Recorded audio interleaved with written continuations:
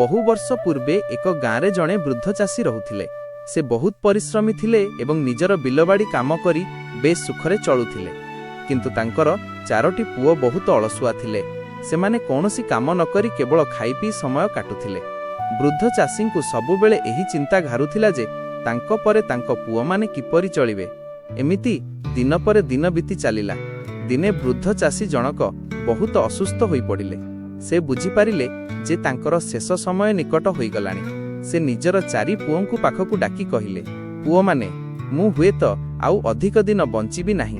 तुम मानक पई मु आमर सेही पुरुणा बिलरे बहुत गुड़िए सुना मोहर और धन गोपन रे पोती रखिछि। मो मृत्यु परे तुमे माने सेही बिलकु खोली सेही धन बाहर करी आपण भितरे बांटी नेब। किछि दिन परे वृद्ध चाषींकर मृत्यु होईगला।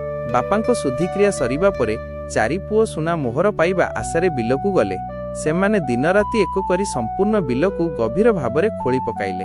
किंतु केउठी हेले भी सुना मोहर मिलिला नाही। सेमाने बहुत निराश हेले एवं भाबिले जे बापा बोध हुए मिछ कहिथिले।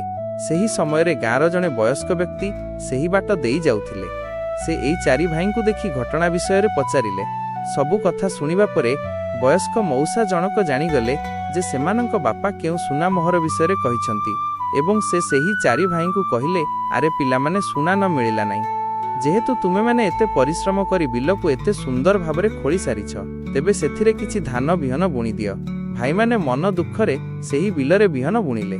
सेही वर्ष बहुत भल वर्षा हैला एवं बिलटी सुना परी धानरे भरी गला। सेही धान बिक्री करी सेमानंकु बहुत टंका मिलिला।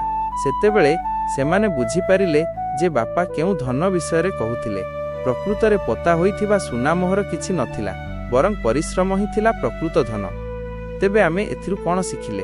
कठिन परिश्रम ही सफलतार चाबिकाठी। बिना परिश्रम रे कोनोसी सुफल मिले नाही एवं परिश्रमर फल सबुबेले मिठा होइथाए। एमिति अनेक पौराणिक शिक्षामूलक कहानी सुनिबा पई आम चैनल ओडिया वेदांत को निहाती सब्सक्राइब करंतु। नमस्कार।